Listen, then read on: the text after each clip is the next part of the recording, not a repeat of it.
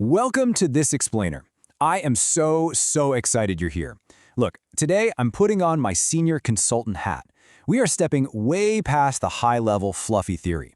Instead, we're going to build a highly actionable Monday morning playbook for your recruitment process. Our goal? Architecting a framework that doesn't just streamline your work, but actually helps you calibrate your AI judgment skills so you can sidestep dangerous pitfalls, like those infamous automated hallucinations. Let's get to work. Okay, so what if your routine tasks took literally half the time, but the quality of your hires actually went up? Now, I know that sounds like some hypothetical dream scenario, but it's not. That is exactly what happens when you truly master effective AI integration in your systems. Just imagine a team where an AI perfectly summarizes hundreds of pages of candidate portfolios in seconds, right? Boom, you get a brilliant fast hire. But on the flip side, contrast that with a team that blindly lets an uncalibrated AI auto-reject stellar applicants simply because it didn't understand the unconventional formatting of their resumes. Ouch! The absolute keyword here is effective. There is a massive difference between just buying the latest AI tool and actually using it well to calibrate your team's decision-making.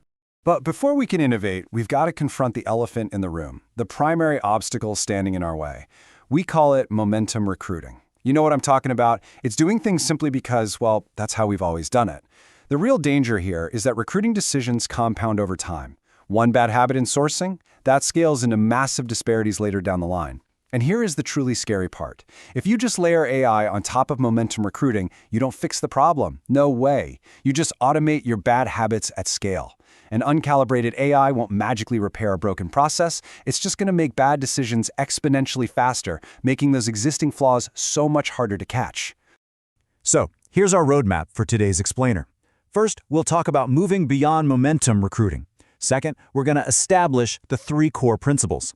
Third, we'll identify the anti-patterns you absolutely need to avoid.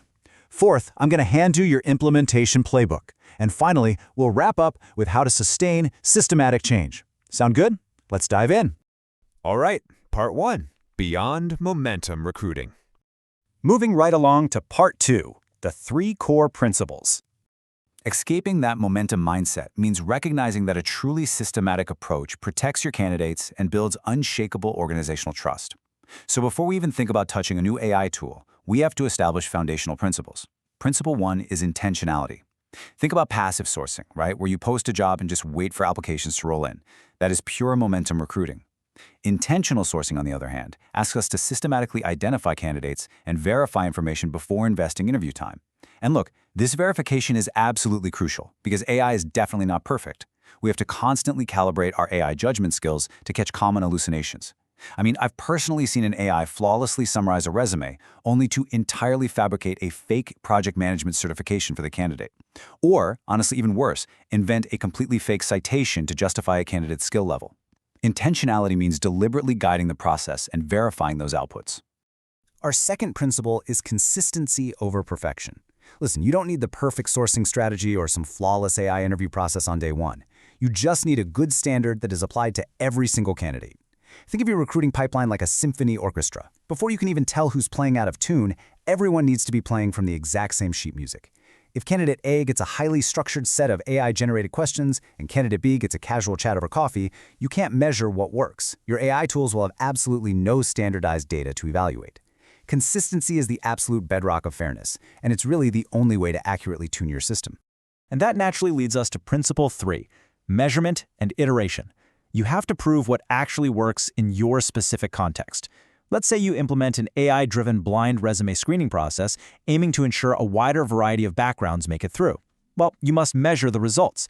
If the variety of experience in the interview pool goes up, incredible, the screening is working. But what if it doesn't? What if the numbers stay exactly the same?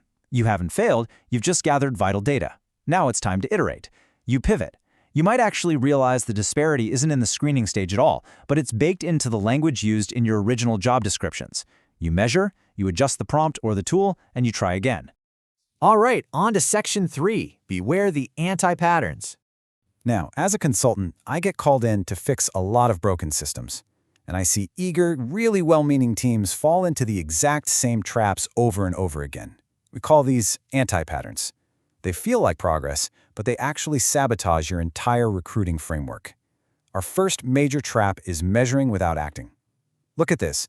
You track your data and realize you're hiring men at 35% and women at 25%. Great, you've got metrics, but if you don't investigate exactly why that disparity exists and implement a systemic solution, that data is completely useless. Measurement feels like action, but it's really not. You have to analyze the insights and actually intervene. Let's break down the other common anti-patterns. First up, implementing without foundation. This happens when you roll out a fancy new AI interview evaluator, but you don't actually train your team on how to read its reports. They get frustrated by the extra effort, and bam, they revert back to the old way almost instantly. Then there's trying to change everything at once. Oh man, I once watched a startup try to revamp sourcing, interviewing, and onboarding all in the exact same week. The result? Complete system failure and total team overwhelm. Finally, no sustainability planning. If you don't bake your new rules into your standard onboarding playbook, the very next recruiter you hire will just bring their old momentum recruiting habits with them, essentially erasing all your hard work. Okay, enough warnings in theory, let's shift gears into action. Section 4. Your implementation playbook. All right, here is the step-by-step execution framework you can deploy right now. First, assess your current state. Second, set your priorities based on impact and feasibility. Third, and please hear me on this is crucial, pilot implementation.